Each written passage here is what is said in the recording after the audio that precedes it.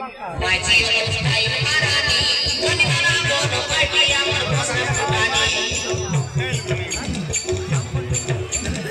इकडे हली यार बेलानी गणिताला दोन पाटिया पर बसना फुटानी